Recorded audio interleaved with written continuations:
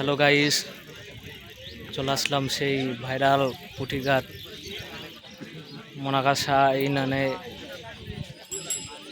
অবস্থিত এই পুঁটিঘাট দেখতে পাচ্ছেন। যতই মন খারাপ থাকুক এই পুঁটিঘাটে আসলে মনটা ভালো হয়ে যায়।